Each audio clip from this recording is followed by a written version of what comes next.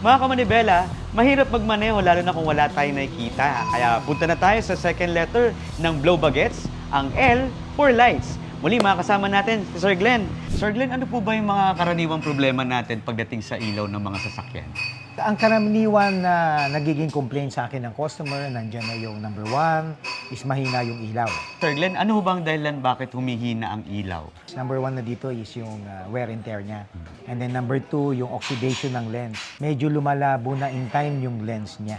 And then number 3 naman, problem sa wiring. And then nandyan din yung hindi compatible yung car system natin dun sa brake lights. Nandyan na rin yung mahinang battery o kaya mahinang alternator. And or may problem din tayo sa electrical. And or nagdagdag din ng too much car accessories na hindi na kayang suportahan ng battery mo at ng alternator mo, no, na para i-supply niya para patakbuhin lahat ng ilaw na kinabit mo. Sir Glenn, ano naman po ang pwedeng gawin ng ating mga kamanibela para lumiwanag ang kanilang ilaw? First thing, syempre, maglagay ng mas mataas na wattage. Okay? 1, 2, magpalit tayo ng LED bulb. Marami ng LED bulb sa markets ngayon na napakataas ng lumens niya. And then thirdly, pwede rin naman linisin natin yung ating headlight. Pwede tayong gumamit ng WD-40, isa sa mga hack yan para luminis yung headlight natin. Then, the usual complaint kasi sa amin kung bakit mahina is yung pala yung headlight nila nakayuko.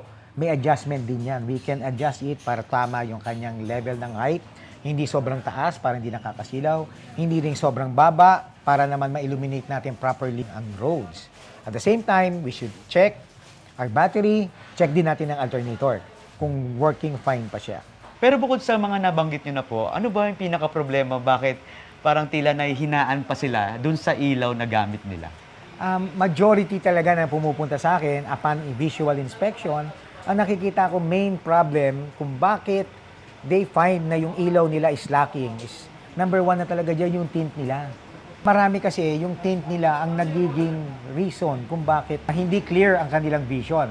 At ako, ang gamit ko, it's either light, magic, o yung Ultra HD Nano Ceramic na tint. Kasi ito yung clear inside, pero dark outside. Marami kasi, di ba, habol natin safety, habol natin yung init, tayo natin ang mainitan. Kaso nga lang, pag nagpatint naman tayo, magiging too dark, na nagiging poor naman yung visibility. So kaya ang pinaka-the best talaga, mag-install tayo kung gusto mong hindi kakita sa loob, pero maliwanag pa rin sa vision mo, crystal clear pa rin from the inside, we can use Ultra HD Nano Ceramic Hybrid Tint. Actually, ang meron lang ngayon sa Pilipinas yan, yung Sildex Pro. Sila lang ang meron pa lang sa ngayon yan. Ayun yung pinaka-highly recommended ko. Yung windshield natin, kung mapapansin mo, may time pag umuulan, tinamaan ng ilaw, wala ka na halos makita. Too much watermarks, masyadong marumi. So dapat nagpapadetail din tayo ng ating tint. Sir Glenn, bakit naman ho ba napupundi ang ilaw? There are different kinds of lights kasi or bulbs. Yung halogen bulb, parang it only lasts for several thousands of running hours. And then yung LED lights naman, yan yung mga tumatagal. Usually 7,000, 10,000 running hours siya. So syempre, pag umabot na siya dun sa life niya, sa gamit mo, pwede na siyang mapundi. Ang tawag dyan, natural wear and tear ng ating bulb. Yun ang isa. Yung pangalawa, minsan akala mo pundido, hindi naman pala siya pundido. Ang nangyayari, nasisira yung system ng sasakyan. Yung electrical system, o kaya pag halimbawa masyadong mataas ang wattage, ang nasisira naman, nasusunog o nag-overheat, yung pinakasakit niya. Masuggest ko rin, when buying din kayo ng mga aftermarket na mga bulbs, huwag din masyadong mataas ang wattage. Kasi pag masyadong mataas ang wattage, pwedeng masunog yung pinakasasaksakan niya and then it will lead to bulb failure. Yan. At isa pa, make sure din pag magpapalit kayo ng aftermarket, like for example ng mga LED bulbs, like for example yung X7. Ang X7 kasi, meron na siyang built-in na canvas. Ang purpose ng canvas is para hindi masira yung system ng sasakyan mo. Okay, ang canvas kasi it tricks your system, your BCM, na ang bumabato pa rin yung same din ng original mo. Kaya kailangan rin may canvas yung mga LED bulbs natin para hindi na isisira. Especially mga Fords na sasakyan. Kailangan talaga ginagamitan ng canvas yan. Pwede rin naman, hindi siya pundido. Yung pala, may problema yung contact points niya, electrical wirings niya. Pwede rin naman yung switch. May problema. Pwede rin i-check natin yung mga fuses and relays. Again, dapat lagi tayo naka-install ng CAN bus decoder. Sir Glenn, paano naman po kung nagsisignal light ka pero nagpi-flicker? O kaya nagbe-brake ka pero ayaw umilaw nung brake light? Okay. Actually, yung flickering, pag nagsisignal light ka, it only means na pundido lang yung bulb niya. So, kaya nagpi-flicker siya. Yung hindi naman gumagana yung brake lights mo, pwedeng one sa brake switch, diba? O kaya stack up yung sensor niya, o kaya may sirang valve socket, o kaya sira rin yung pedal spring. Yan yung mga the usual, kung minsan yung brake lights natin laging nakasindi o kaya naman hindi gumagana. Sir Glenn, paano po ba natin may iwasan o masusolusyonan yung mga problema natin sa ilaw ng sasakyan? Okay. Number one talaga, as much as possible, we should remain stock. And then number two, we should only buy quality bulb. And then number three, huwag tayo maglagay ng kung ano-anong accessories na itatap natin dun sa brake lights natin, reverse light natin, signal light natin. As much as possible, sana, we remain stock.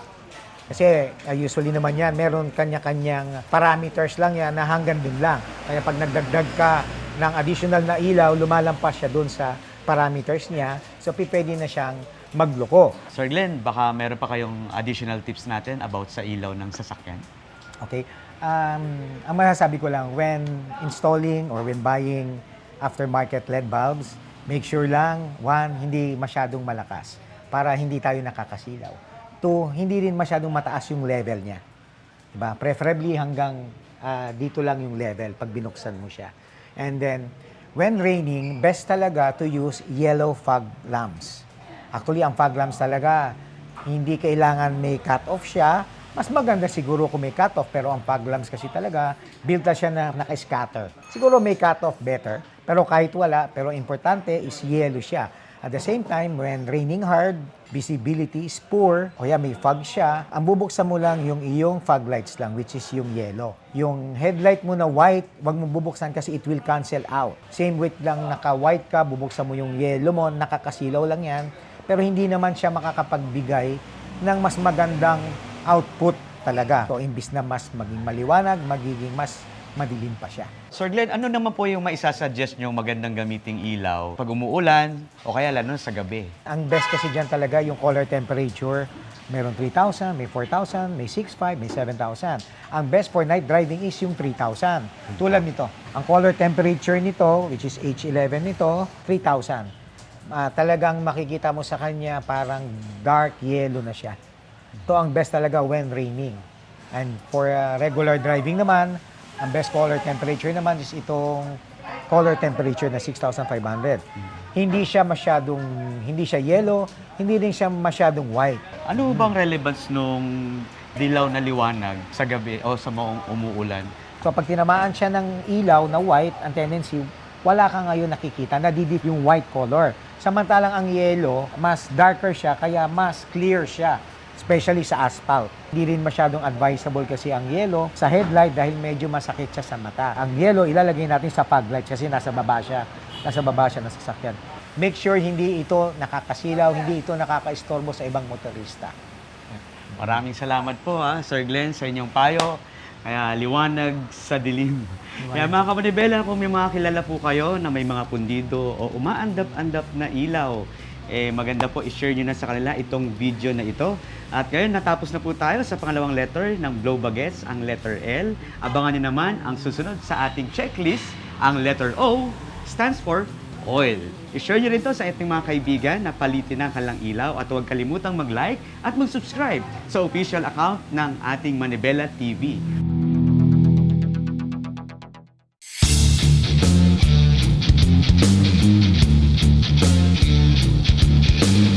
Mga kamanibela, kailan kayo huling nagpalit ng langis ng inyong sasakyan? Alam nyo ba na isa yan sa pinaka-importante pagdating sa performance at maintenance ng ating sasakyan?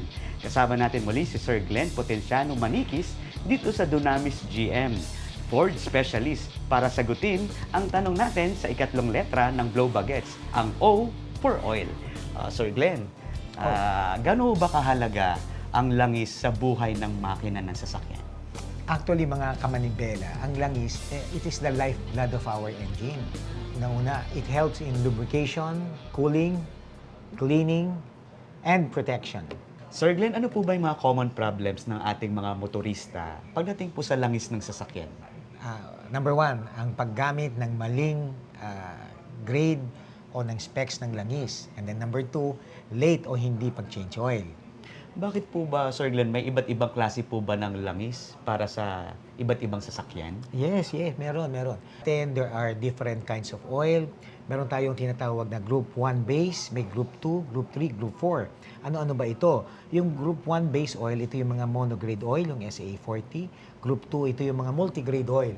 Like for example, ito. Ang tawag dito multi-grade oil, 15W40. Usually, ito yung mga ginagamit natin yung sa mga old model natin na mga sasakyan. For example, yung mga Adventure, yung mga FX natin na luma. And then yung Group 3 naman, yung mga synthetic oils natin. Like for example, itong ating Petromin oils. And then meron din tayong Group 4 base oils. Ang mga Group 4 base oils natin is katulad naman ito, si S-oil. Ang S-oil, POW oils, Group 4 base, ang tawag dito is polyalpha olefin oils. Ito na yung mga advanced synthetic oils. And then meron pa isa, si Group 5. Yung Group 5 base oils, ito naman yung mga ester base oils. Wala akong sample kasi hindi ko naman siya na ginagamit dito sa shop ko. Pero it doesn't necessarily mean na yung Group 3, Group 4, and Group 5, mas maganda lagi si Group 4 kay 3. Mas maganda si 5 kay 4. Usually yan, nakakatalo yan sa base oil nila. Kung maganda ang base oil na ginamit ni Group 3, pwedeng magiging mas maganda siya kay Group 4. Ganun naman si Group 4, pwedeng maging mas maganda kay Group 5. Okay? So, at the end of the day, nakakatalo yan sa base oil at saka dun sa additives nila. Maliban doon, ang oils kasi natin ngayon, like for example, yung Ford na wet belt system. Nakababad kasi yung timing belt niya sa oil, kaya may specific oil for that. Ang ginagamit naman natin dyan is itong Ford 913D. Same yan kay Totachi. Yan ang dapat natin ginagamit. Bakit? Pag hindi natin ginamitan ng tamang oil yon, yung ating timing belt na nakababad sa oil, madedegrade siya, magkaroon siya ng premature wear. So, imbis na tumagal siya na more than 100,000 kilometers, baka 70 na lang, 80,000 na lang, 90,000 na lang, and then worst case, baka mag-break siya. So, napaka-importante ng correct grade of oil. Even sa racing. Sa racing, gumagamit sila ng higher viscosity. Up to 50 pa nga. 10W50, 20W50. Kasi syempre, iba naman ang gamit sa racing. Sa racing kasi, in extreme driving yan, ang engine oil temperature nila tumataas. Pero halimbawa, regular driving ka lang, yung oil natin na fully synthetic or Group 4 is more than enough. Maganda na siya. Yung pangalawa naman is yung late. Ano po ba epekto nun pag late ka o hindi ka talaga nagpalit ng langis? Actually, yung mga experience ko sa ganyan pagdating dito, may time kasi, ang nagiging problema is yung kausap nila. Halimbawa, sasabihin ng kausap nila, boss, itong oil namin can last up to 30,000 kilometers. Siyempre, yung client, bago siya mag-change oil, 30,000. Ayun, pagdating dito sa amin, sira na yung makina nila. Kaya as a general rule, always change your oil every 5 to 10,000 kilometers, depende sa klase, and or once a year at least. Kasi sigurado tayo na hindi masisira ang makina natin at mapapangalagaan natin. Ang pinaka-best pa rin is you should check mo yung condition ng oil mo. Kung halimbawa, tiningnan mo 5,000 kilometers, uy, maputi pa, huwag ka muna magpalit. Kasi minsan kasi yung pag-itim o pag-build up ng carbon and sludge sa engine natin, nagdidepende yan, number 1 yan sa condition ng engine mo. Diba? Number 2 yan sa driving habits mo. Driver na kaskasero ka, masyadong mainit ang engine oil temperature, iitim ka agad yung langis mo, magbibuild ka agad siya ng carbon deposit, tsaka sludge. Tandaan nyo, ang langis, lifeblood yan ng ating sasakyan. O kahit man tayo, kung dugo natin, malapot na, makaka-apekto na yun sa performance natin. Ganon din ang sasakyan. Same with pag marami na siyang sludge or carbon deposit, o tayo naman, nagbabara na yung mga ugat natin, yung dugo natin, ma-stroke na tayo, o kung sari-sari ng sakit ang mangyayari sa atin. Sir Glenn, matanong lang ako kasi may mga brand na nagsasabi na may mga langis sila na field for life. Parang forever na yun na pwede mong gamitin. Totoo po ba yun? Well, actually, nababasa ko na yan. Ang kanilang explanation doon is up to 200,000 kilometers. Pero actually, mga langis, like for example, yung mga gear oil, merong shelf life yan. Yung nasa lata na hindi mo naaarawan, hindi mo naiinitan, na controlled environment. Ang shelf life nito, 5 taon lang pag gear oil. Pag ito, nilagay mo to sa loob ng makina, siguro matagal na yung 4 na taon. So, ito ay opinion ko lang. Sinasabi nilang field for life. Medyo duda ako doon. Kasi yung mismong mga oil companies nagsasabi na yung langis nila nag-e-expire. Sir Glenn, paano naman po kung natengga ng matagal yung sasakyan? anong mangyayari dun sa langis? Ang nangyayari kasi diyan pag natenga, 'di ba ang engine natin mainit yan eh. So pag start mo, mag-accumulate ng heat yan, nag-accumulate din ng moisture yan. So doon ngayon sa ibabaw ng makina mo, pwedeng mag-accumulate yung molds. Siyempre, pag in-start mo ngayon yan, hahalo na ngayon yung molds mo doon sa loob ng makina mo. It can now affect the performance, tsaka yung engine mo, pwedeng masira siya. So, ang best thing to do is, pa-change oil mo kagad. Start mo siya, kahit na 1 minute, para humalo lang mabuti yung langis. Kasama na yon, and then i-drain mo na. And then palitan mo na ng new oil. Sir Glenn, paano naman ho tayo dito? Nasa tropical country tayo. Talagang pag mainit, sobrang init din ng panahon. Actually, kahit hindi summer, mainit. May kinalaman ba to sa performance ng langis? Actually, marami na nagtanong sa akin yan. Ang recommended dito sa Ford natin is 5W30. Pwede ba akong gumamit ng 5W40? Kasi sobrang init ng panahon sa atin. Honestly, pwede naman tayong gumamit 5W40. Pero syempre, at the end of the day, kung ano yung sinabi ng manufacturer natin na 5W30, dapat we stick to that. Pag uminit kasi ang panahon, ang umiinit lang sa atin, yung coolant temperature natin. Hindi naman yung engine oil. So in a way, hindi masyado na-epektuhan ng ating engine oil.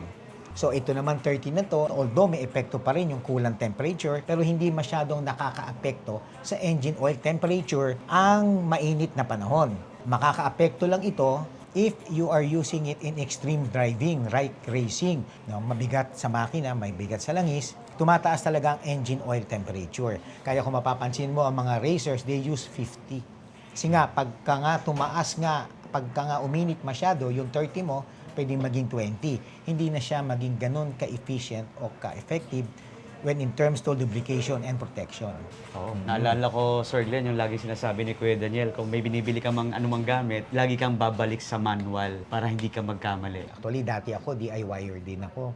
Ako lang ang nag-change oil sa sasakyan ko. Diba? Unang-una, make sure lang na tama yung step-by-step procedure na gagawin nyo. Pwedeng tingnan nyo yung manual nyo, pwede rin kayong mag-google, pwede rin kayong magtanong. Ang Dunamis naman, we are always here to serve you. Kahit natanong lang, kahit hindi ka pa bumili, we are here to answer any of your questions. Sa abot po namin ng makakaya. And then, tingnan natin yung oil levels natin. Pag kulang, dadagdagan. Pagka maitim na masyado, siguro visual inspection na lang. Kung maitim na masyado at kung more than a year na, or 5,000 kilometers na, or 10,000 kilometers, magpalit na lang tayo. Mura lang naman ang langis, mas mahal ang makina.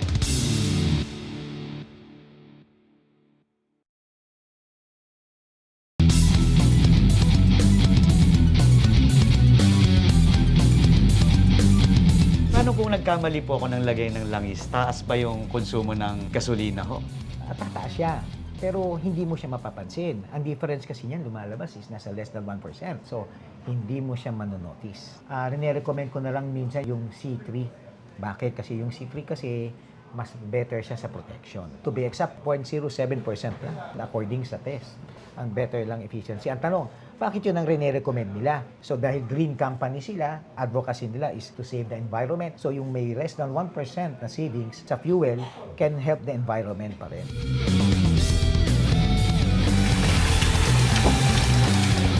Paano nga ba na natin malalaman, Sir Glenn, kung palitin na ang langis? Yan, katulad nito, maliban sa mileage, sa edad niya, kung more than 1 year na, and then may 10,000 kilometers na, makita mo naman dark na siya in color na. Dapat magpalit na. Ngayon naman, papakita natin sa inyo after natin mapalitan na ng bagong langis. Ito naman, naglalagay din tayo ng additive. Lucas Oil Stabilizer. Actually, ang mga oils talaga, yung iba, sabi nila, dapat daw walang additive, ayoko na may additive. Ang hindi nila alam, 70% base oil.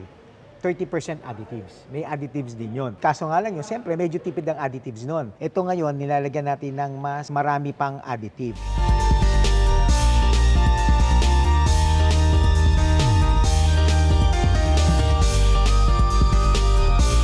Mga kamanibela, papakita ko naman po sa inyo ngayon yung ating langis immediately after oil change without starting the engine yet.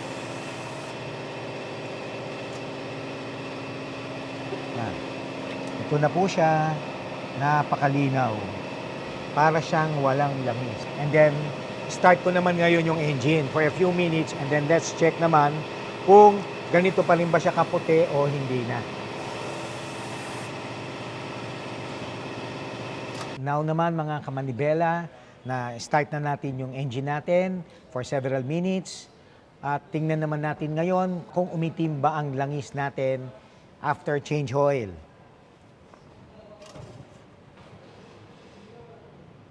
Yan o.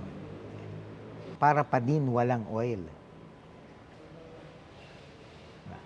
Actually, ito yung trademark ng Dunamis. Even nakapa-start mo na siya, akala mo wala pa rin siyang langis. Ganun siya kalinis. Parang hinugasan. Parang hinugasan. Sir Glenn, ano ho ba ang mga dahilan bakit parang minsan tinitingnan ng mga kamanibela na babawasan yung kanilang langis? Okay. Actually, kaya mga nababawasan yan, number 1 na dyan, if may leak. Diba? And then number 2 na dyan, loose compression tayo. Pag loose compression tayo, kumakain na ng langis. And then number 3, iba-iba kasi ang sasakyan. Meron talagang sasakyan na by nature, kumakain siya ng langis, paunti-unti. Pero it doesn't necessarily mean nasira na siya o may problema na siya. Meron talagang sasakyan na in a few thousand kilometers, 5,000 kilometers, na nabawasan siya ng half liter o 1/4 liter. Halimbawa, pag umaga yung morning startup mo, may nakita kang white smoke. Indication niya na kumakain nga ng langis yung sasakyan mo. Ang possible naman na causes niyan, nandyan na yung injector seal mo, naglilik siya. Ang nangyayari, itinatapon ng makina mo yung langis mo papunta doon sa intake mo hanggang sa mahigop niya, hanggang sa lalabas na doon sa exhaust pipe mo. Maliban doon, pwede rin naman yung leak, visually, you can inspect kung saan banda tumutulo. Pag sa Fort Everest, banda dito sa gulong na to, naglilik, ang possible niyan, yung oil filter mo. Yan. So, depende sa sasakyan, depende sa kung saan area nakaposition oil filter mo. Pwede rin naman manggaling yung leak sa drain plug at saka sa timing cover. Yan yung the usual na maaaring mangyari pag kami edad na yung sasakyan. Pag may mga napapansin silang mga leak po o kaya nababawasan, ano ang dapat ho nilang gawin? Siyempre, unang-una, pag kulang siya, bawas na, dapat dagdagan. Actually, meron ako dati isang client tumawag sa akin, Sir Glenn, may white smoke. Ang sabi ko sa kanya, check mo yung levels mo. Nakalimutan kong sabihin na dagdagan. Kaya hindi niya dinagdagan. Nung dumating dito, hindi pala niya dinagdagan. So kaya ngayon, pag may nagtanong sa akin, ang unang sagot ko, pag nababawasan, ang unang-una mong gagawin, dadagdagan mo. And then, ang next natin dito, i-inspect mo na yung sasakyan mo visually kung saan possible na nanggagaling yung leak. At kung gagamitin mo siya o hindi, depende na kung kagaano kalakas yung leak. Kung patak-patak lang naman, baka pwede mo pang madala sa akin o sa mga trusted shops mo. Pero kung malakas, hindi ko rin i-recommend na gamitin mo pa. Dahil pag malakas yan, pwedeng magkaroon ng engine seizure. Dahil mawalan ka ng langis, parang tao lang yan. Natuyuan ka ng dugo, bay titiri ka talaga. Ganun din ang sasakyan. Hihigpit lahat yan, iinit yan, masisira. Okay? Paano po ba malalaman, Sir Glenn, kung nasa tamang level? Pwede po ba natin ipakita, lalo na sa mga bagitong driver na kakabili lang ng sasakyan? Okay. Actually, meron tayong dipstick. Katulad nitong Ford Everest, ito yung dipstick niya. Tulad nito, ang tamang levels dito hanggang dito. Which is ang problem lang dito ngayon sa akin, hindi nyo makita kasi nga, bagong oil change at sobrang linis ng pagkaka-change oil natin. Pero para malaman mo kung may langis, hahawakan mo pa siya. Di ba? So, ang tamang level nito should be here. Yan, dito. Ano bang mileage na nito? Check nga natin. Yung iba kasi sasabihin, kaya maputi yung langis niya kasi bago pa. Ito, silipin natin ano mileage nito. Mahalaga talagang tumitingin sa odometer. Okay, ang mileage nitong sasakyan nito is nasa 205,000 kilometers. Maintain yan ng Dunamis. Pero makikita mo, ang langis niya, parang galing kasa pa. So, ibig sabihin, malinis pa yung loob ng internals niya. Imagine, naka 205,000 kilometers siya. Actually, ang mga kamanibela, ang langis natin, hindi lang naman engine oil ang atin dapat tingnan. Meron pang ibang langis lang, katulad ng differential oil. Dapat chinecheck din natin yan. Transmission oil, meron din transmission oil yan. O yung gear oil na kung tinatawag natin, dapat chinecheck din natin yan. Part yan ng regular maintenance natin. Pero pag differential oil at saka transmission oil, usually it should be changed every 4 years or 70,000 kilometers. Mga kamanibela, yung mga nagdi-DIYers, halimbawa nag-change tayo ng oil, lalo na doon sa ilalim, takpan na lang natin itong part na to. Ito yung ating drain plug. Yan, yung drain plug. Sapin na lang natin ito ng plastic. Diba? Para number 1, pagka tumulo siya, yung plastic na lang ang tatanggalin natin, hindi na madudumihan itong area na to. Madali nyo makikita kung may leak siya o wala. Okay? Salamat po sa pagpapaunlak sa manibela. Anytime, basta sa manibela. Apo. At salamat po sa bumubuo ng Dunamis GM, Ford Specialist. Kaya mga kamanibela, kung sakali may makakakilala po kayo na hindi pa nagpapa-change oil, share nyo po ang video na ito bilang paalala sa kanila. At huwag din kalimutang mag-like, at mag-subscribe at mag-follow sa official YouTube at Facebook account. For more tips and practical advice, subscribe and follow na kayo sa official Facebook at YouTube accounts ng Manibela TV.